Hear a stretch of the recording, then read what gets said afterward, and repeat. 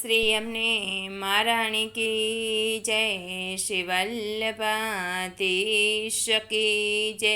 84 વૈષ્ણવની વાર્તા એમાં મારી પાસે આ છેલ્લી વાર્તા છે, કૃષ્ણદાસ અધિકારીની વાર્તા છે। આની પહેલાં મેં 83 વૈષ્ણવની વાર્તા અપલોડ કરેલી છે।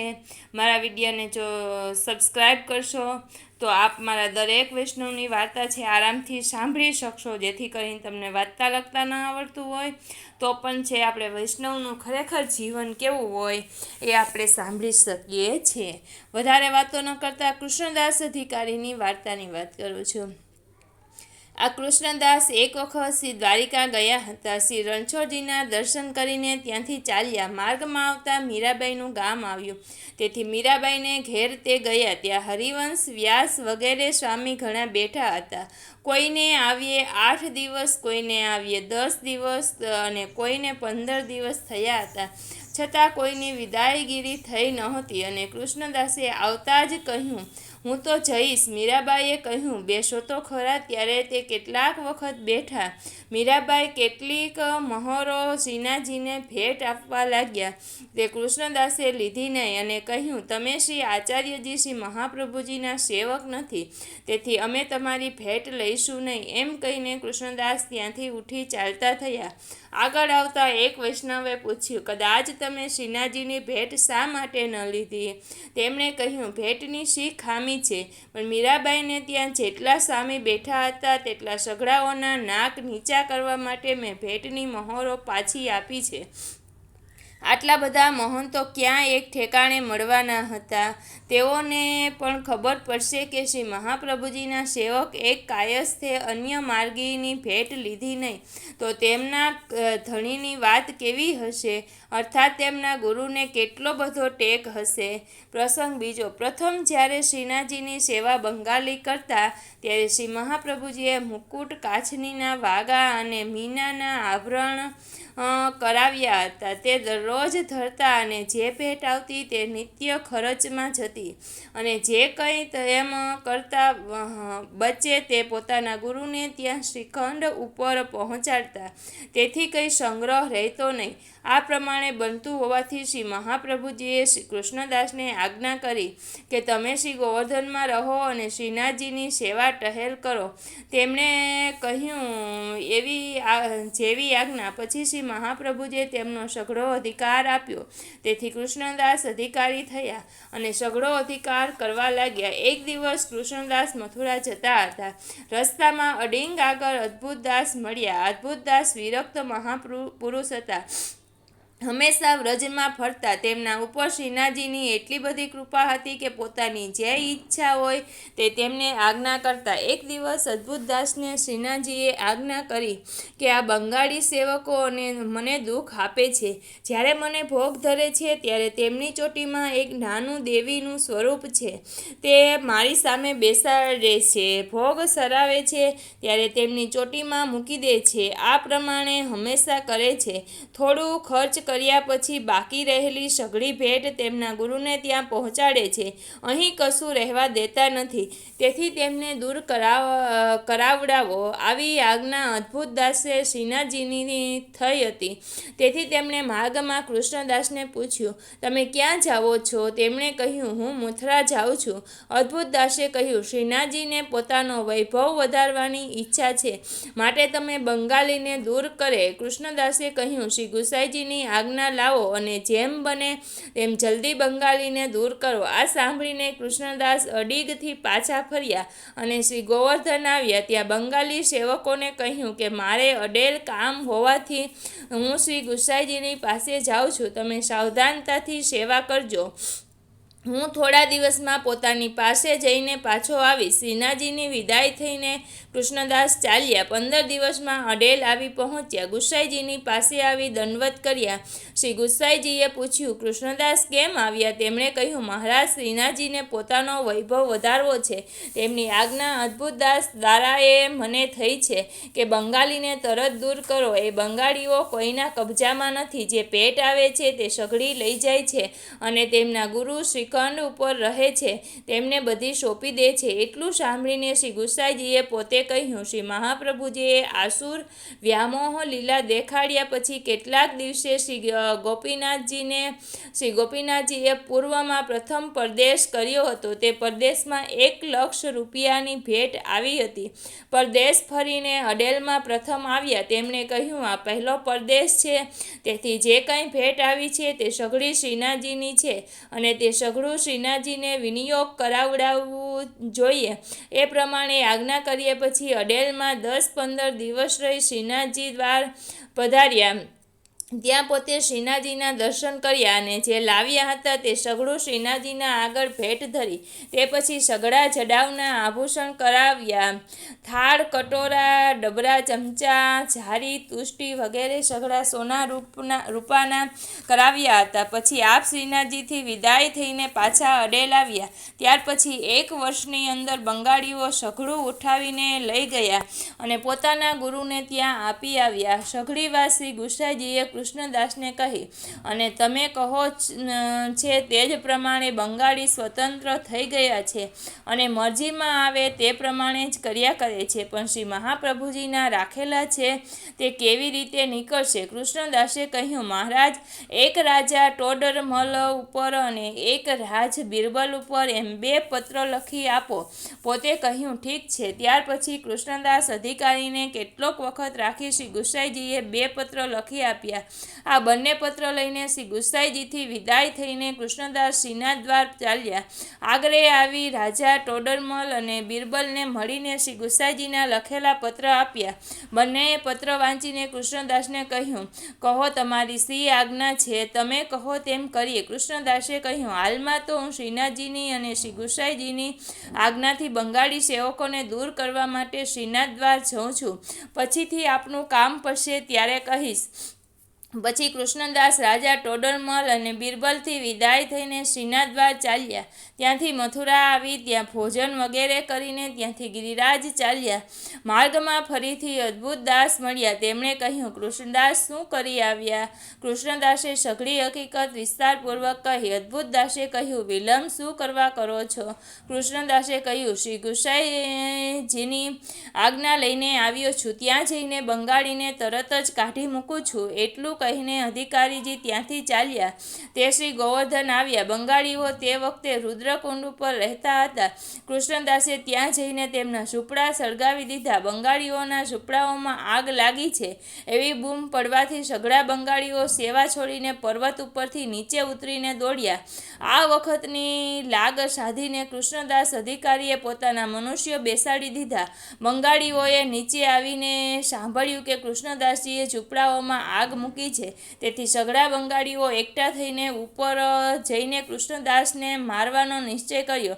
કૃષ્ણદાસે 2-4 જણવોને લાકડીથી માર્યા. એટલે બધા બંગાળીઓ ત્યાંથી નાસી ગયા અને મથુરામાં આવી રૂપ સનાતનને સઘળી વાત કહી. બંગાળીઓ કોની પાસે જઈને ફરિયાદ કરે છે તે જોવા માટે કૃષ્ણદાસ મંદિરનો બંદોબસ્ત કરીને નીકળ્યા હતા. રૂપ સનાતનની પાસે કૃષ્ણદાસ જઈને ઊભા રહ્યા.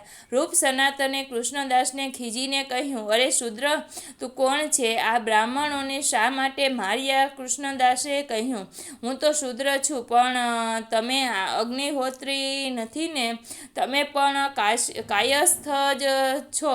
રૂપ સનાતને કહ્યું, પાતશાહ સાંભળશે તો શો જવાબ આપશો? કૃષ્ણદાસે કહ્યું, હું તો બહુ સારો જવાબ આપીશ, પણ શ્રીનાથજીનું સઘળું મંદિર લૂંટાવી દીધું છે અને કાયસ્થ થઈને બ્રાહ્મણની પાસે દંડવત કરાવો છો, તેથી તમારાથી કંઈ જવાબ દેવાવાનો નથી. એટલે રૂપ સનાતન તો ચૂપ થઈ ગયે અને બંગાળીને કહ્યું, તમે જાણો ને એ જાણે.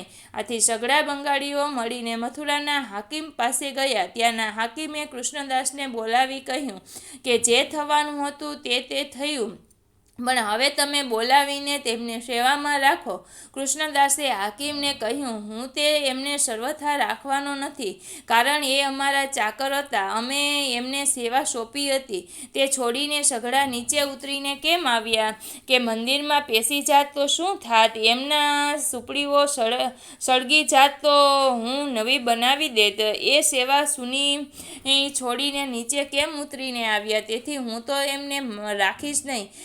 તેમ કરતાં તમે જો આગ્રહ કરીને કહેતા હોય તે આ સઘળો પ્રકાર હું શ્રી ગુસાઈજીની લખી જણાવું અને ત્યાંથી જેવી આજ્ઞા આવશે તે પ્રમાણે કરીશ. પછી હાકીમથી વિદાય થઈને કૃષ્ણદાસ શ્રીનાથ દ્વાર આવ્યા.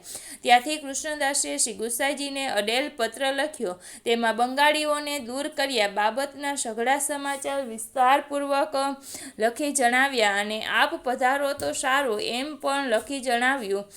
પણ આ પત્ર પહોંચ્યો કે તરત જ પોતે શ્રીનાથ દ્વાર પધારવાનો વિચાર કર્યો. કેટલાક દિવસ પછી અડેલથી પધારીને શ્રીનાથ દ્વાર આવી પહોંચ્યા. તેમની પાસે સઘળા બંગાળીઓ આવ્યા અને કહ્યું, મહારાજ, અમને શ્રી આચાર્ય શ્રી મહાપ્રભુજીએ સેવામાં રાખ્યા હતા અને કૃષ્ણદાસે કાઢી મૂક્યા છે. શ્રી ગુસાઈજીએ કહ્યું કે તમે સેવા છોડીને નીચે ઉતરીને આવ્યા તેથી તમારો દોષ છે. હવે તો અમે તમને શ્રીનાથજીની સેવામાં રાખીશું નહીં. બંગાળીઓ બહુ જ વિનંતી કરવા લાગ્યા કે મહારાજ, અમે ખાઈએ શું? તેથી પોતે દયા કરીને શ્રીનાથજીને બદલે શ્રી મદન મોહનજીની સેવા પધરાવી દીધી અને કહ્યું, હવેથી આમની સેવા કરે અને જે કંઈ આવે તેમાંથી નિર્વાહ કરજો. આથી બંગાળીઓ શ્રી મદન મોહનજીની સેવા કરવા લાગ્યા અને ત્યારથી શ્રી ગોવર્ધન રહેવાનું છોડી દીધું અને ભીતરિયા ગુજરાતી રહેવા લાગ્યા. શ્રીનાથજીએ શ્રી મુખથી કહ્યું તે પ્રમાણે સઘળા સેવકોનો નેગ શ્રી ગુસાઈજીએ બાંધ્યો અને શ્રીનાથજીની સેવા ત્યારથી પ્રણાલિકા પ્રમાણે થવા લાગી અને અધિકાર કૃષ્ણદાસ કરવા લાગ્યા. જે પ્રકારે શ્રીનાથજીને પોતાનો વૈભવ વધારવો હતો તે પ્રમાણે વધાર્યો. પ્રસંગ ત્રીજો છે. એક દિવસે શ્રીનાથજીએ કૃષ્ણદાસ અધિકારીને આજ્ઞા આપી કે તમે શ્યામ કુંભારને મૃદંગ સાથે તેડીને રાત્રે પરાસોલી આવજો, કારણ કે તે મૃદંગ ઘણી સુંદર વગાડે છે. કૃષ્ણદાસે કહ્યું, જેવી આજ્ઞા. પછી જ્યારે શ્રીનાથજીને શયન આરતી એ ઉપરાંત અનોસર થયા ત્યારે કૃષ્ણદાસ શ્યામ કુંભારને ઘેર ગયા. જઈને કહ્યું કે તમને શ્રીનાથજીએ આજ્ઞા કરી છે તેથી મૃદંગ લઈ પરસોલી ચાલો. શ્યામ કુંભારે નમન કરીને કહ્યું, મને પણ શ્રીનાથજીએ આજ્ઞા કરી છે તેથી ચાલો, હું આવું છું.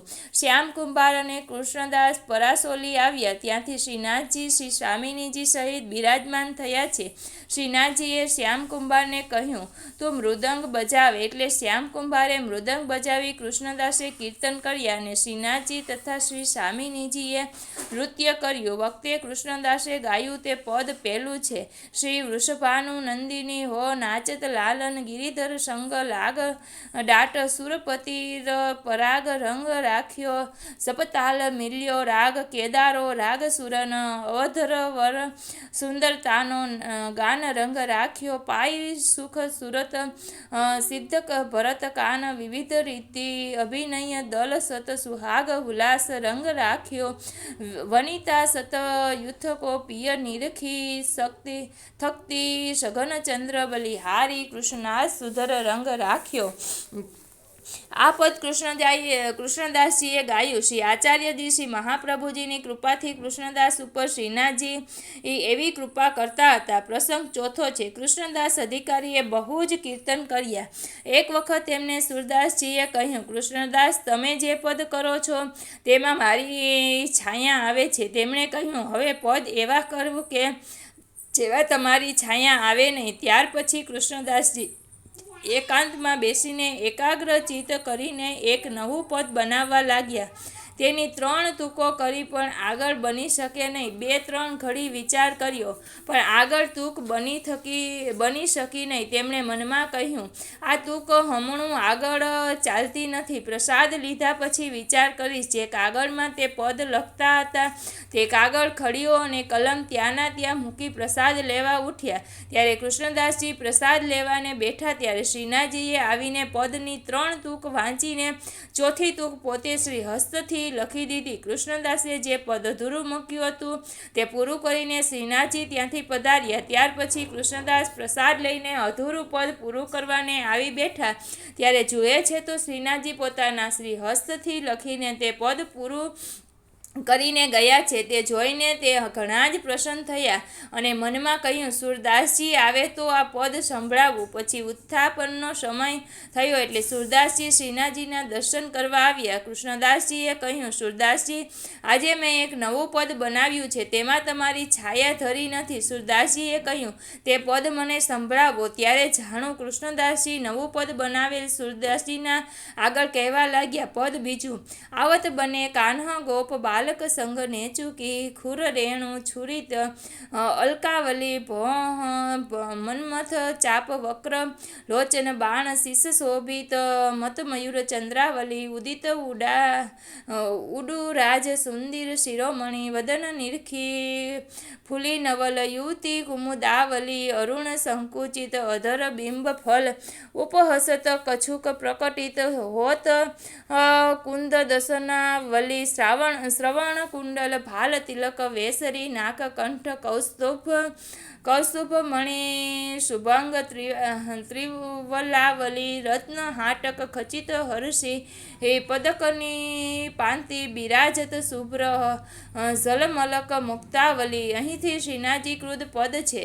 વલય કંકણ બાજુબંધ આજનું ભુજ મદ્રિકા કરદલ બિરાજત નખાવલી કવણિત કરમુરલિકા મોહિત અખિલ વિશ્વ ગોપિકા જન મન શીઘ્રથિત પ્રેમાવલી કટી ક્ષદ્રુ ઘંટિકા જટિત હીરામયી નાભિ અંબુજ વલિત ભૃંગ રોમાવલી ધાયક બહુક ચલત ભક્ત હિત જાની પિય ગંડ મંડલ રુચિર શ્રમ જલ કણાવલી પિત કૌશેય પરિધાન સુંદર અંગ ચરણ નુપુર વાદ્ય ગીત શબ્દાવલી હૃદય કૃષ્ણદાસ ગિરિવર્ધરન લાલ કી ચરણ નખ ચંદ્રિકા હરત તિમિરાવલી.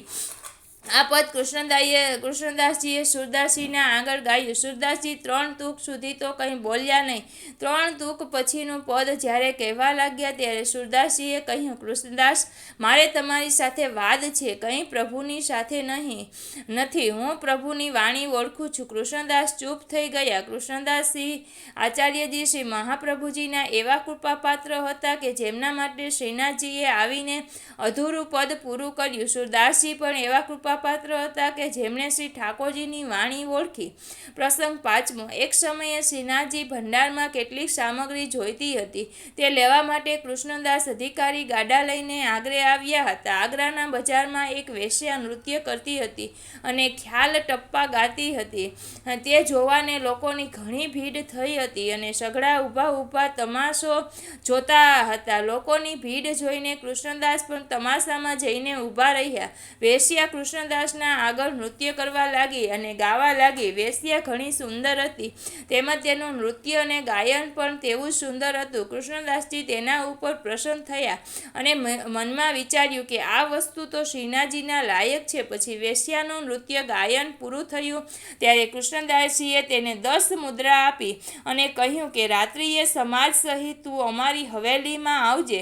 કૃષ્ણદાસ જઈને પોતે હવેલીમાં ઉતર્યા. જે સામગ્રી જોઈતી હતી તે સઘળી લઈને ગાડા ભરીને તૈયાર રાખ્યા. એક પ્રહર રાત્રિ વીતી ગઈ ત્યારે વેશ્યા સમાજ સાથે આવી. ત્યાં તેનું નૃત્ય અને ગાયન થયું. કૃષ્ણદાસજી તેના ઉપર ઘણો ખુશી થયા અને 100 મુદ્રા આપી અને તે વેશ્યાને કહ્યું કે તારું રૂપ, નૃત્ય અને ગાન સઘળું સારું છે, તેથી તું અમારા શેઠની પાસે શ્રી ગિરિરાજ આવી તેમને પ્રસન્ન કરું તો તને કંઈક સારું મળશે. તેથી હું કહું તે અમારા શેઠની આગળ ગાજે.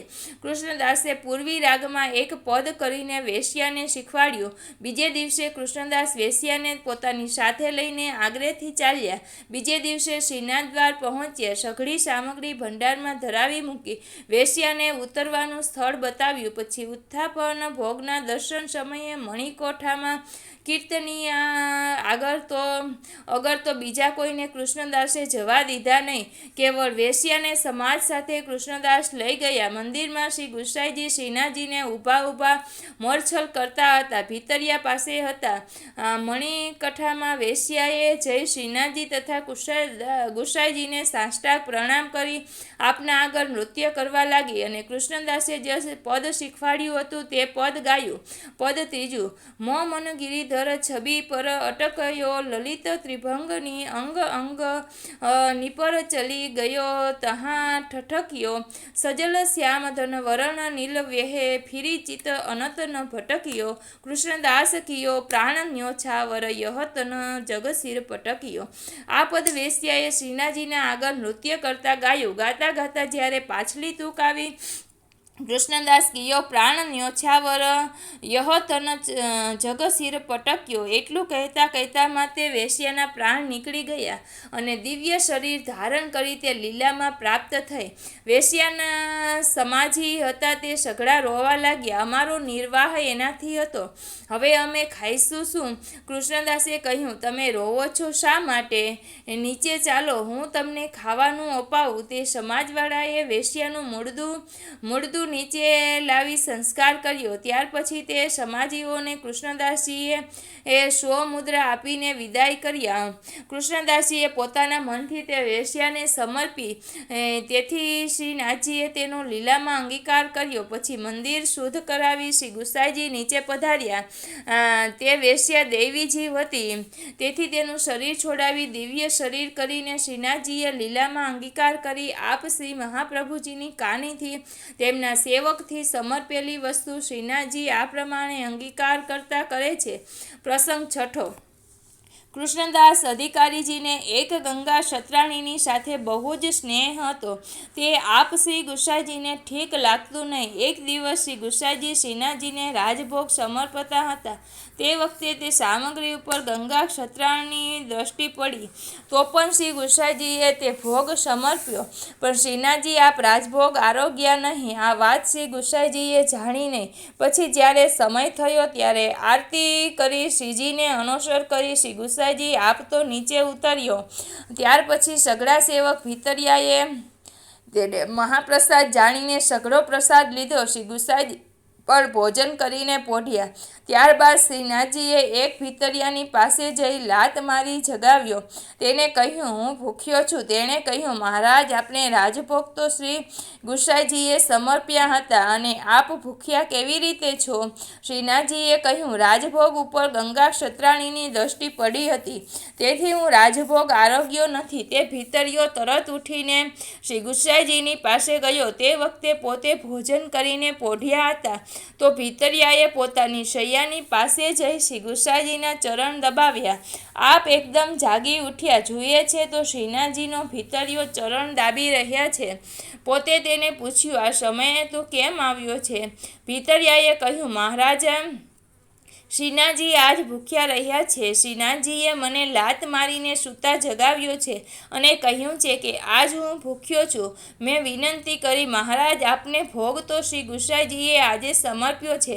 પોતે કહ્યું, રાજભોગમાં ગંગા ક્ષત્રાણીની દ્રષ્ટિ પડી, તેથી હું આરોગ્યો નથી. ભીતરિયાના એવા વચન સાંભળીને તત્કાલ શ્રી ગુસાઈજી સ્નાન કરીને ઉપર પધાર્યા. ભીતરિયા પણ સ્નાન કરીને તરત ઉપર આવ્યા. પોતે ભીતરિયાને કહ્યું, ભાત અને વડી કરો કે જે તત્કાલ સિદ્ધ થાય. ભીતરિયાએ તુરત ભાત અને વડી સિદ્ધ કરી અને શ્રી ગુસાઈજીએ શ્રીનાથજીને ભોગ સમર્પ્યો. પછી રસોઈયા ભીતરિયા સઘળા સ્નાન કરી ઉપર આવ્યા. શ્રી ગુસાઈજીએ આજ્ઞા કરી, રાજભોગની સામગ્રી સઘળી ફરીથી સિદ્ધ કરો. મુખિયા ભીતરિયા જે આજ્ઞા કરીને તરત સેવામાં ગયા.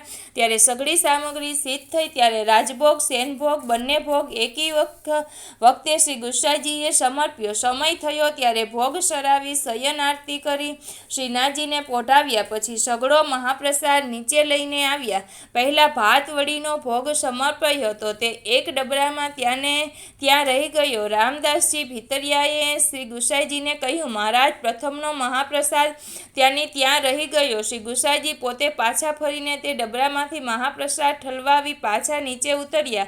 તેમાંથી રંચક મહાપ્રસાદ સઘળા ભીતરિયાઓને બોલાવી વાંટી દીધો. ત્યાર પછી શ્રી ગુસાઈજી આપ આરોગ્યા. વડી ભાતનો મહાપ્રસાદ અદ્ભુત, અલૌકિક, અતિ સુસ્વાદિષ્ટ થયો હતો. તેથી શ્રી ગુસાઈજીએ પોતે બહુ જ સરાહના કરી. કૃષ્ણદાસ અધિકારીજીએ પણ સરાહના કરી કે મહારાજ, આપ જ આરોગવાવાળા અને આપ જ કરવાવાળા, એટલે સામગ્રી ઉત્તમ કેમ ન થાય? શ્રી ગુસાઈજીએ હસીને કહ્યું, આ તમારા કરેલા ભોગવીએ છીએ. પ્રસંગ 7મો. શ્રી ગુસાઈજીએ કૃષ્ણદાસ અધિકારીને કહ્યું, આ તમારા કરેલા ભોગવીએ છીએ. આ વાતથી કૃષ્ણદાસજીને શ્રી ગુસાઈજીના ઉપર ઘણું ખોટું લાગ્યું. તે દિવસથી તે ગુસાઈજીના ઉપર બહુ જ ખુન્નસ કરવા લાગ્યા. એક દિવસ સેવા કરવા માટે ગુસાઈજી પર્વત ઉપર પધારતા હતા. તે વખતે કૃષ્ણદાસે કહ્યું, તમે પર્વત ઉપર ચડશો નહીં. શ્રી ગુસાઈજી ત્યાંથી પાછા ફર્યા. તે પરાસોલી આવી મનમાં વિચાર કર્યો, કૃષ્ણદાસ મને શું કરે એમ છે, પણ શ્રીનાથજીની ઈચ્છા જ એવી દેખાય છે. તેથી શ્રીનાથજી ઈચ્છા માનીને શ્રી ગુસાઈજીએ કૃષ્ણદાસને કશું કહ્યું નહીં અને પોતે પરાસોલીમાં આવીને રહ્યા. ત્યાં વાજાની સામે બેસીને આપ વિજ્ઞપ્તિ કરે. આ પહેલાં શ્રી ગુસાઈજી 3 દિવસ શ્રી ગોવર્ધનમાં રહેતા અને 3 દિવસ શ્રી ગોકુલમાં રહેતા. જ્યારથી કૃષ્ણદાસે દર્શનની મના કરી ત્યારથી 3 દિવસ પરાસોલી અને 3 દિવસ શ્રી ગોકુલ એ પ્રમાણે રહેવા લાગ્યા. જ્યારે આપ પરાસોલી પધારતા ત્યારે શ્રીનાથજીના મંદિરની એક નાની બારી કે જે પરાસોલી તરફ હતી તેની સામે બિરાજતા. ત્યાં શ્રીનાથજી તે ખિડકી બારીમાં આવીને આપને દર્શન દેતા. શ્રીનાથજી બારીમાં જઈને શ્રી ગુસાઈજીને દર્શન આપે છે એ વાત કૃષ્ણદાસ અધિકારીના જણાવવામાં આવી. એટલે મંદિરની બારી જે પરાસોલીમાં બાજુએ હતી તે બંધ કરાવડાવી. ત્યારથી આપ શ્રી ગુસાઈજી પરાસોલી પધારીને ધ્વજાની સામે બેસીને શ્રીનાથજીને વિજ્ઞપ્તિ કર્યા કરે. જ્યારે જ્યારે પોતે શ્રી ગોકુલથી પરાસોલી આવે ત્યારે ત્યારે શ્રીનાથજીના ભીતરિયા રામદાસજી વગેરે સઘળા સેવક શ્રીનાથજીની રાજભોગની આરતી થયા ઉપરાંત અનોસર કરીને શ્રી ગુસાઈજીના દર્શન કરવા પરાસોલી આવતા. આપના દર્શન કરી ચરણોદક લઈ પછી પોતાના મુકામે જઈ મહાપ્રસાદ લેતા. પણ કૃષ્ણદાસ અધિકારીને ઠીક લાગતું નહીં. પણ તે શું કરે? સેવકોની સાથે તો કંઈ ચાલે નહીં. સેવકોને જો કંઈ કહે તે સેવા છોડીને ચાલ્યા જાય. એટલે સેવકો સાથે કંઈ બોલે નહીં. અને એ સેવકો શ્રી ગુસાઈજીના હતા. તેથી આપના દર્શન કર્યા વિના કેવી રીતે રહે? શ્રી ગુસાઈજી વિજ્ઞપ્તિના જે શ્લોક કરે તે એક પત્રમાં લખીને રામદાસજી ભીતરિયાને આપતા અને કહેતા કે શ્રીનાથજીને આપજો. આ પત્ર જ્યારે શ્રીનાથજીની સેવામાં રામદાસજી જતા ત્યારે આપતા. તેનો પ્રત્યુત્તર શ્રીનાથજી લખીને રાજભોગની આરતી ઉપરાંત રામદાસજીને આપી કહેતા કે આ પત્ર શ્રી ગુસાઈજીને આપજો. પછી જ્યારે રામદાસજી શ્રી ગુસાઈજીના દર્શન કરવા પરાસોલી આવતા ત્યારે શ્રી ગુસાઈજીને તે પત્ર આપતા. શ્રી ગુસાઈજી તે પત્ર વાંચીને તરત પત્રને જળમાં ઘોળી નાખીને પી જતા. એ પ્રમાણે 6 મહિના વીત્યા. પણ ગુસાઈજીએ શ્રી કૃષ્ણદાસજીને શ્રીનાથજીના અધિકારી અને શ્રી મહાપ્રભુજીના સેવક જાણીને કંઈ કહ્યું નહીં. પણ પોતાને શ્રીનાથજીના વિરહનો ખેદ મનમાં બહુ જ રહ્યા કરે. પછી એક દિવસે રાજા બિરબલ શ્રી ગોકુળ આવવા નીકળ્યા. તે દિવસે ગુસાઈજી પોતે પરાસોલીમાં હતા, પણ તેમના મોટા પુત્ર શ્રી ગિરધરજી ઘેર હતા. રાજા બિરબલે શ્રી ગોકુળમાં માણસ મોકલી ખબર મંગાવી. ત્યારે પોરિયાએ કહ્યું, આપ તો પરાસોલી બિરાજે છે, પણ શ્રી ગિરધરજી ઘેર છે. આ સમાચાર નોકરે રાજા બિરબલને જણાવ્યા. રાજા બિરબલ ગિરધરજીના દર્શન કરવા શ્રી ગોકુલ આવ્યા. શ્રી ગિરધરજીએ તેમનું સન્માન કર્યું. બિરબલ રાજાએ શ્રી ગુસાઈજી કુશળ સમાચાર પૂછ્યા. શ્રી ગિરધરજીએ કહ્યું, રાજાજી, શ્રીજીના અધિકારી કૃષ્ણદાસ કાકાજીને દર્શન કરવા દેતા નથી. તેથી કાકાજીને બહુ જ ખેદ થાય છે. તેથી પોતે પરાસોલીમાં જઈને ધ્વજામાં દર્શન કરે છે. બિરબલ રાજાએ શ્રી ગિરધરજીને કહ્યું, મહારાજ, હમણાં જ કૃષ્ણદાસને કઢાવું છું, આપ ચિંતા કરશો નહીં. એમ કહીને બિરબલ રાજા શ્રી ગિરધરજીથી વિદાય થઈને મથુરા આવ્યા. ત્યાંની ફોજદારી બિરબલ રાજાની હતી. તેથી બિરબલ મથુરા ગયા. શ્રી ગુસાઈજી પરાસોલીથી શ્રી ગોકુળ આવ્યા. ત્યાર પછી બિરબલે મથુરાથી 500 માણસ ગોવર્ધન મોકલ્યા અને તેમને કહ્યું, તમે જઈને કૃષ્ણદાસ અધિકારીને પકડી લાવો. તે માણસો બિરબલની આજ્ઞાથી શ્રી ગોવર્ધન આવી કૃષ્ણદાસને પકડી મથુરામાં લાવ્યા. બિરબલ રાજાએ કૃષ્ણદાસને બંદીખાનામાં મોકલી દીધા. શ્રી ગોકુળમાં શ્રી ગિરધરજીને આ વાતની ખબર પડતા જ તેમણે જઈ શ્રી ગુસાઈજીએ કહ્યું, કાકાજી, કૃષ્ણદાસ અધિકારીને બિરબલ રાજાએ બંદીખાનામાં મોકલ્યા છે. આપ શ્રી ગુસાઈજી પરમ દયાળ છે. આ વાત સાંભળતા જ પોતે તરત બોલી ઉઠ્યા, હાય હાય, શ્રી મહાપ્રભુજીના સેવકને આટલું બધું કષ્ટ. પોતે શ્રી ગિરધરજીને કહ્યું, તમે બિરબલ રાજાને કહ્યું હશે. શ્રી ગિરધરજીએ વિનંતી કરી, બિરબલ રાજા અહીં આવ્યા હતા. તેમણે આપના કુશળ સમાચાર પૂછ્યા. મેં તેમને સહજ કહ્યું કે કૃષ્ણદાસ અધિકારીએ કાકાજીને શ્રીનાથજીના દર્શન બંધ કરાવડાવ્યા છે. તેથી આપને બહુ જ ખેદ થાય છે. તેથી પોતે પરાસોલી શ્રીનાથજીની ધ્વજાના દર્શન કરવા પધાર્યા છે. શ્રી ગુસાઈજીએ કહ્યું કે કૃષ્ણદાસ પાછા આવશે ત્યારે જ હું ભોજન કરીશ. આથી શ્રી ગિરધરજીએ તરત ઘોડો મંગાવી તેના ઉપર સવાર થઈ મથુરામાં પધાર્યા. આવીને તરત જ બિરબલને મળ્યા અને આજ્ઞા કરી કે ગુસાઈજી ગોકુળ પધાર્યા છે અને કહે છે કે જ્યારે કૃષ્ણદાસ કેદમાંથી છૂટીને આવશે ત્યારે જ હું ભોજન કરીશ. આથી બિરબલે કૃષ્ણદાસને બંદીખાનામાંથી બોલાવી શ્રી ગિરધરજીને સોંપી દીધા. શ્રી ગિરધરજી તેમને પોતાની સાથે લઈ ગોકુળ આવ્યા. શ્રી ગુસાઈજીએ હલકારા દ્વારા સાંભળ્યું કે શ્રી ગિરધરજી કૃષ્ણદાસને સાથે લઈને આવે છે. ત્યારે શ્રી ગુસાઈજી તેમને લેવા માટે સામા પધાર્યા. પોતે શ્રી ઠકુરાણી ઘાટે પહોંચ્યા અને આ બાજુથી શ્રી ગિરધરજી સહિત કૃષ્ણદાસજી આવ્યા. કૃષ્ણદાસજીએ ગુસાઈજીને દેખતા સાષ્ટાંગ દંડવત કર્યા. પછી ઉઠીને એક નવું પદ બનાવીને ગાયું. તે પદ ચોથું. શ્રી વિઠ્ઠલેશ ઝુકે ચરણન કી બલી, હમસે પતિત ઉદાહરણ કારણ પરમ કૃપાળ, આપુના આયે ચલી ઉજ્જવલ અરુણ દયા રંગ રંજિત દસનખ ચંદ્ર વિહરત મન નિર્દલી, સુખકર શોભન પાવત ભક્ત મુદિત લલિત કર અંજલિ, અતિશય મૃદલ સુગંધ સુશીતલ પરસત ત્રિવિધ તાપ ડારત મલી, ભજ કૃષ્ણદાસ વાર એક શિર ધરી તેરો કહા કરેગો રિપુ કલી. આ પદ બનાવીને શ્રી ગુસાઈજીને આગળ ગાયું. પછી શ્રી ગુસાઈજી કૃષ્ણદાસજીને શ્રી યમુના સ્નાન કરાવી પોતાને ઘેર લઈ ગયા. પોતે કૃષ્ણદાસને કહ્યું કે ભોજન કરો. કૃષ્ણદાસે કહ્યું, મહારાજ આપ ભોજન કરો, પછી હું આપની જૂઠન જઈશ. શ્રી ગુસાઈજી ભોજન કરવા પધાર્યા. તે વખતે કૃષ્ણદાસે એક નવું પદ કરીને ગાયું. તે પદ પાંચમું. તાહિકો શિર નાઈએ જે શ્રી વલ્લભ સુત પદરજ રતિ હોય કીજે કહા આન ઊંચે પદ નો કહા સગાઈ મોય સારા સાર વિચાર મતો કરી શ્રુતિ વિચ ગોધન લિયો નીચોય તહા નવનીત પ્રકટ પુરુષોત્તમ સહજ હિ ગોરસ લિયો વિલોય જાકે મન મેં ઉગ્ર ભરમ હે શ્રી વિઠ્ઠલ અરુ શ્રી ગિરિધર હોય તાકો સંગ વિષમ વિષ ઉતે ભૂલહુ ચતુર કરો જીન કોય તેજ પ્રતાપ દેખી અપને ચક્ષુ અસ્મ સારજો ભિદેન તોય કૃષ્ણદાસ સુરને અસુર તે સુર ભયે ચરણન છોય. આ પદ સાંભળીને શ્રી ગુસાઈજી પોતે બહુ જ પ્રસન્ન થયા. પછી ભોજન કરી બહાર પધાર્યા. કૃષ્ણદાસજીને અંદર મોકલ્યા. શ્રી ગિરધરજીએ તેમને શ્રી ગુસાઈજીની જૂઠણની પાતર ધરી દીધી. કૃષ્ણદાસજી પ્રસાદ લઈ હાથ ધોઈ બહાર આવ્યા. ત્યારે શ્રી ગુસાઈજીએ તેમને 2 બીડા આપ્યા.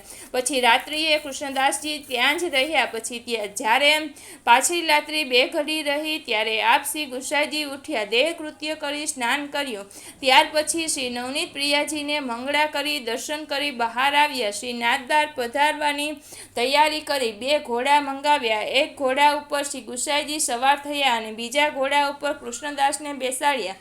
પછી શ્રી ગોકુલથી ચાલ્યા. શ્રી ગિરિરાજમાં શ્રીનાથદ્વાર સવા પ્રહર દિવસ ચઢ્યો એટલામાં આવી પહોંચ્યા. તે વખતે શ્રીનાથજીને રાજભોગ આવ્યો હતો. તેથી શ્રી ગુસાઈજી તત્કાળ સ્નાન કરી ઉપર પધાર્યા. તેના પહેલાં પરાસોલીથી શ્રીનાથજીને વિજ્ઞપ્તિ પત્રો લખી મોકલેલા. તેનો પ્રત્યુત્તર જે આવતો તે જ વખતે જેલમાં ઘોડીને પી જતા. પણ છેલ્લા દિવસની વિજ્ઞપ્તિનો પ્રત્યુત્તરનો પત્ર શ્રીનાથજીના હસ્તાક્ષરનો શ્રી ગુસાઈજીએ રાખ્યો હતો. તે વખતે તે પત્ર પોતે સાથે લઈને પધાર્યા હતા.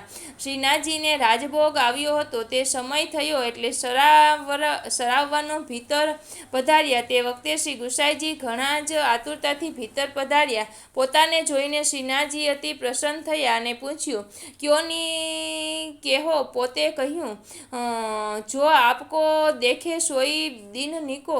પછી પરસ્પર આપ બંને હસ્યા. પછી શ્રીનાથજીને અચવન કરાવી ભોગ સરાવ્યો, આચમન કરાવી ભોગ સરાવ્યો.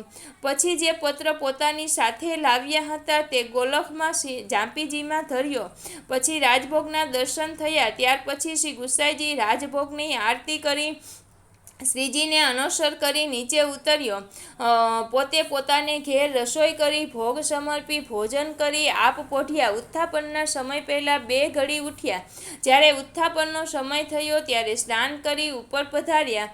શંખનાદ કરાવ્યો. શ્રીનાથજીના ઉત્થાપન થયા પછી શેન આરતી ઉપરાંત જ્યારે સઘળા દર્શન કરીને ગયા ત્યારે પોતે કૃષ્ણદાસને બોલાવી શ્રીનાથજીની સન્નિધાન કર્યું. કૃષ્ણદાસજી, જે અધિકાર તમે પહેલાં કરતા હતા તે ફરીથી કરો અને શ્રીનાથજીની સેવા બહુ સારી રીતે કરજો. કૃષ્ણદાસે તે જ વખતે શ્રીનાથજીની સન્નિધાન એક પદ કરીને ગાયું. તે પદ છઠ્ઠું છે. પરમ કૃપાળુ શ્રી વલ્લભનંદન કરત કૃપા નીચે હાથ દે માથે જે જન શરણ આયે અનુસરહી ગ્રહી સાંપત શ્રી ગોવર્ધન નાથે પરમ ઉદાર ચતુર ચિંતામણી રાખત ભવ ધારા તે સાથે ભજ કૃષ્ણદાસ કાજ સબ સરિહી જો જાને શ્રી વિઠ્ઠલ નાથે. આ ગાયને વિનંતી કરી કે મહારાજ, મારો અપરાધ ક્ષમા કરો. શ્રી ગુસાઈજીએ કહ્યું, તમારો અપરાધ શ્રીનાથજી ક્ષમા કરશે. ત્યાર પછી કૃષ્ણદાસને વિદાય કર્યા. પછી શ્રીનાથજીને પોઢાવી શ્રી ગુસાઈજી નીચે ઉતર્યા. આપ તો પરમ દયાળુ છે, તેથી કૃષ્ણદાસની કૃતિ કંઈ મનમાં આણી નહીં. પિતૃચરણ શ્રી મહાપ્રભુજીના સેવક જાણીને તેમના ઉપર અનુગ્રહ જ કર્યો. ત્યાર પછી શ્રી ગુસાઈજી ત્યાં બીજા 2 દિવસ વધારે રહ્યા. ત્યારથી કૃષ્ણદાસ પછીથી પહેલાંની માફક શ્રીનાથજીને અધિકાર કરવા લાગ્યા. પ્રસંગ 8મો. શ્રી ગુસાઈજીની આજ્ઞાથી કૃષ્ણદાસજી ફરીથી અધિકાર કરવા લાગ્યા. તે ઘણા વર્ષ સુધી શ્રીનાથજીના અધિકારની સેવા ઘણી જ સારી રીતે કરી. એક વૈષ્ણવ શ્રીજીના દર્શન કરવા આવ્યા હતા. તેમણે કૃષ્ણદાસને કહ્યું, અધિકારીજી, મારે અહીં એક કૂવો બનાવવાની ઈચ્છા છે, પણ મારે તો દેશમાં જવાનું છે, તેથી હું આપને રૂપિયા આપું તો કેમ? તમે કૂવો કરાવશો? કૃષ્ણદાસજીએ કહ્યું, બહુ સારું. તે વૈષ્ણવ 300 રૂપિયા આપીને પોતાને દેશ ગયા. કૃષ્ણદાસજીએ તે રૂપિયામાંથી 100 રૂપિયા જુદા કાઢીને એક માટીને ઘડામાં ભરીને બાગમાં એક આંબાના વૃક્ષ નીચે દાટ્યા. એવા હેતુથી કે 200 રૂપિયા ખર્ચાઈ જશે, ત્યારે આ 100 રૂપિયા બહાર કાઢીશ. પછી સુંદર મુહૂર્ત જોઈને રુદ્રકુંડ ઉપર એક કૂવો ખોદાવ્યો. કેટલાક દિવસમાં કૂ મથાળા વિના પાકો બાંધીને તૈયાર કરાવવામાં આવ્યો. એટલામાં 200 રૂપિયા ખર્ચાઈ ગયા. જ્યારે મથાળું બાંધવાની બાકી રહ્યું ત્યારે કૃષ્ણદાસજી એક દિવસ શ્રી ગોવર્ધનનાથજીના ઉત્થાપનના દર્શન કરીને કૂવો જોવા ગયા. હાથમાં આશા લાકડીનો ટેકો હતો. તે આશાનો ટેકો રાખીને કૂવા ઉપર ઊભા રહ્યા અને અંદર જોવા લાગ્યા. હાથમાંથી આશા ખસી ગયો, તેથી કૃષ્ણદાસજી કૂવામાં જઈ પડ્યા. પાસેના માણસોએ બૂમ પાડી કે કૃષ્ણદાસજી કૂવામાં પડ્યા. ઘણા માણસો દોડી આવ્યા. તેમાંથી 2 માણસો કૂવામાં ઉતર્યા. તેમણે બહુ શોધ કરી, પણ કૃષ્ણદાસજીનું શરીર કૂવામાંથી ન મળ્યું. સઘળાઓએ કહ્યું, આ શો ચમત્કાર થયો. તે વખતે શ્રી ગુસાઈજી પણ ગિરિરાજ પધાર્યા હતા. ત્યાં આગળ આવીને તરત જ એક માણસે સમાચાર કહ્યા. ત્યારે રામદાસજી ભીતરિયાએ કહ્યું, અધો ગચ્છન્તિ તામસા. તામસ પ્રકૃતિના હલકી કોટીમાં જાય છે. ત્યારે શ્રી ગુસાઈજીએ કહ્યું, રામદાસજી, એવું ના કરો. કહો. કૃષ્ણદાસજી કૂવામાં પડ્યા અને તેમનું શરીર મળ્યું નહીં. તેનું કારણ એ છે કે કૃષ્ણદાસજીના જે અલૌકિક જીવ હતો તે તો શ્રીનાથજીની લીલામાં પ્રાપ્ત થશે, અને તેમનો અલૌકિક જીવ અને શરીર જેમણે અમારી અવજ્ઞા કરી તે લૌકિક જીવ અને શરીર બંનેને પોતાના ભોગ ભગવાનના છે. તે કેટલા દિવસ ભોગવ્યા પછી મુક્ત થશે. ત્યાર પછી તુરત જ કૃષ્ણદાસજીની પ્રેતની થઈને પૂંછડીની પાસે એક પીપળનું ઝાડ હતું. તેના ઉપર તે રહેવા લાગ્યા. શ્રી ગુસાઈજીની અવજ્ઞાથી કૃષ્ણદાસજીના શરીરની આવી ગતિ થઈ. સાર છે. શ્રી આચાર્યજી શ્રી મહાપ્રભુજીના પરમ કૃપા પાત્ર સેવક મહાનુભાવી ભગવાન ભગવતીના શરીરની પ્રાણ જ્યારે શ્રી ગુસાઈજીની અવજ્ઞાથી આ સ્થિતિ થઈ ત્યારે હાલના કહેવાતા વૈષ્ણવો શ્રી ગુસાઈજીની અને તદરૂપ તેમના બાળકની અવજ્ઞા કરે ત્યારે શી સ્થિતિ થાય તે આ પ્રસંગમાંથી ખાસ સમજવા જેવું છે. માટે કોઈ પણ વખતે તનથી યા તો મનથી પણ ગુસાઈજીના બાળકોની ભલે ચૂકે કદી પણ અવજ્ઞા કરવી નહીં. સ્વવંશે સ્થાપિતા શેષ સ્વમહાત્મ્ય સ્મયાપહ એ વાક્ય સ્મરણામાં રાખવું. પ્રસંગ 9મો છે. એક સમયે શ્રીનાથજીની એક ભેંસ ખોવાઈ ગઈ હતી. તે ભેંસને ખોળવા માટે ગોપીનાથદાસ ગ્વાલ તથા બીજા 4-5 ગ્વાલ પૂછડીની પાસે ગયા. ત્યાં આગળ ભેંસ તો મળી, પણ આવતા શ્રીનાથજીને પૂછડીની પાસે ખેલતા જોયા અને પીપળના ઝાડ ઉપર કૃષ્ણદાસ પ્રેત થઈને બેઠા છે તેમને પણ જોયા. કૃષ્ણદાસે ગોપીનાથ ગ્વાલને બોલાવીને કહ્યું, ભાઈ, તમે મારી વિનંતી શ્રી ગુસાઈજીને કરજો કે કૃપાનાથ, હું આપનો અપરાધી છે, તેથી મારી આ અવસ્થા થઈ છે. જો કે હું શ્રીનાથજીની પાસે છું તો પણ મારી ગતિ થતી નથી, તેથી આપ કૃપા કરી મારો અપરાધ ક્ષમા કરો તો મારી ગતિ થાય. અને બાગમાં આંબાનું ઝાડ છે તેની નીચે એક માટીના ઘડામાં 100 મુદ્રા દાટી છે, તે કાઢીને કૂવાનું મથાળું બાંધાવવાનું બાકી છે, તે પૂરું કરાવો તો હું તે વૈષ્ણવણી ઋણમાંથી છૂટું. ગોપીનાથ ગ્વાલે તેમને શાંતિ આપી. પછી ગોવર્ધન આવીને સઘળી વાત શ્રી ગુસાઈજીને કહી. શ્રી ગુસાઈજીએ તે આંબાના ઝાડ નીચે 100 રૂપિયા કઢાવીને રુદ્રકુંડ ઉપરના કૂવાનું મથાળું બંધાવ્યું. આથી કૃષ્ણદાસ કૂવા બનાવનાર વૈષ્ણવના ઋણમાંથી છૂટ્યા, પણ તે પ્રેત યોનિમાંથી મુક્ત થયા નહીં. કૃષ્ણદાસને પ્રેત યોનિમાં પણ શ્રીનાથજી દર્શન દેતા. તેનું કારણ એ હતું કે કૃષ્ણદાસીએ પ્રથમ પરમ કૃપાળ શ્રી વલ્ભાનંદન તે પદની ટૂંકમાં કહ્યું છે કે જે જન શરણ આય અનુસરહિ ગહી સોપત શ્રી ગોવર્ધનનાથ. એ જ પ્રમાણે શ્રી ગુસાઈજીએ કૃષ્ણદાસને પાછા સોંપ્યા અને અધિકાર કરવાની આજ્ઞા કરી. તે બ્રાહ્મગહ્યાની લાજ જાણીને શ્રીનાથજી તેમને દર્શન દેતા અને દૂરથી વાતો કરતા, પણ ઉદ્ધાર કરતા નહીં. કારણ કે જેને જેનો અપરાધ કર્યો હોય તે જ ક્ષમા કરે તો જ મુક્ત થાય. તેમજ કૃષ્ણદાસની ઉત્તર ક્રિયા પણ વેદ વિહિત કર્મથી થઈ નહોતી. વેદમાં ભગવત આજ્ઞા છે કે વેદ વિહિત કર્મથી ઉત્તર ક્રિયા વિના મુક્તિ મળે નહીં, થાય નહીં. તેથી પોતાની આજ્ઞા પોતે શ્રીનાથજી કેવી રીતે ઉલ્લંઘન કરે?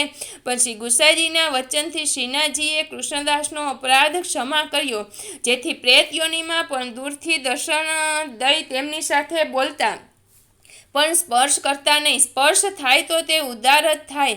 એક દિવસે પ્રેત કૃષ્ણદાસજીએ શ્રીનાથજીને વિનંતી કરી કે મહારાજ, આપ મને દર્શન દો છો, મારી સાથે બોલો છો, પણ મારો ઉદ્ધાર કેમ કરતા નથી?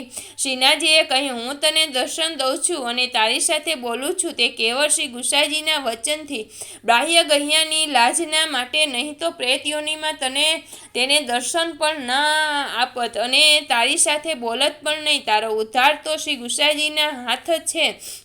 તે શ્રી ગુસાઈજીનો અપરાધ કર્યો છે. તેથી જો શ્રી ગુસાઈજી કૃપા કરીને તારા ઉર્ધ્વ દેહની ક્રિયા કરાવડાવે તો તારો ઉદ્ધાર થાય. કારણ ક્રિયા કર્મ તો મુખ્ય છે, તેથી તે તો અવશ્ય થવી જોઈએ. શ્રી ગુસાઈજી પરમ દયાળુ છે. કૃષ્ણદાસ બહુ દિવસથી દુઃખી થાય છે, હવે તો તેનો ઉદ્ધાર થાય તો સારું. એમ જાણીને શ્રી ગુસાઈજી મથુરા પધારી શ્રી યમુના કિનારે ધ્રુવઘાટ ઉપર આવી તીર્થોપાધ્યાય દ્વારા કૃષ્ણદાસની ઉત્તર ક્રિયા વગેરે કર્મ કરાવી તેનો ઉદ્ધાર કર્યો. કૃષ્ણદાસજીને દિવ્ય શરીર થઈને લીલામાં પ્રાપ્ત થયું. શ્રી ગુસાઈજી તેમની સરાહના કરતા કે કૃષ્ણદાસજીએ 3 વસ્તુ બહુ સારી કરી. તેમાં એક તો તેમણે જે શ્રીનાથજીને અધિકાર કર્યો છે તેવો ફરીથી કોઈ બીજો કરશે નહીં. તેમણે જે કીર્તન કર્યો છે તે પણ અતિ અદ્ભુત બનાવ્યા છે. ત્રીજું, શ્રી મહાપ્રભુજીના સેવક થઈને જેવી સેવા તેમણે કરી તેવી સેવા પણ બીજો કોઈ કરી શકશે નહીં. કૃષ્ણદાસજી અધિકારી એવા પરમ કૃપાપાત્ર ભગવદી હતા, જેથી હાલ પણ જે શ્રીનાથજીના અધિકારી બને છે તેમનું નામ પણ કૃષ્ણદાસ રાખવામાં આવે છે. એવી તેમની અવર્ચની વાર્તા છે. સાર છે. શ્રીનાથજીનો અપરાધ ગુસાઈજી ક્ષમા કરાવી શક્યા, પણ ગુસાઈજીનો અપરાધ શ્રીનાથજી ક્ષમા ન કરી શક્યા. શ્રી ઠાકોરજીનો અપરાધ ગુરુ માફ કરાવી શકે, પણ ગુરુનો અપરાધ શ્રી ઠાકોરજી માફ નથી કરી શકતા. એ ચાલતી આવેલી પ્રણાલિકાને શ્રીનાથજીએ તોડી નથી. વૈદિક કર્મો કરવાની પોતે કેટલી બધી આવશ્યકતા બતાવી છે. કૃષ્ણદાસ જેવા મહાનુભાવી કૃપાપાત્ર દેહને પણ વૈદિક ક્રિયા ખાસ કરાવ્યા પછી જ પ્રેત યોનિમાંથી છોડાવી લીલામાં અંગીકાર કર્યો છે. અહીં મારી પાસે 84 વૈષ્ણવની વાર્તા પૂરી. 84 વૈષ્ણવની વાર્તાના મેં વિડીયો અપલોડ કરેલા છે. બોલ શ્રી અમને મહારાણી કી જય, શ્રી વલ્લભાધીશ કી જય. મારા દરેક વિડીયોને આપ સાંભળવા માટે વિડીયોને સબસ્ક્રાઈબ કરવાનું ભૂલતા નહીં.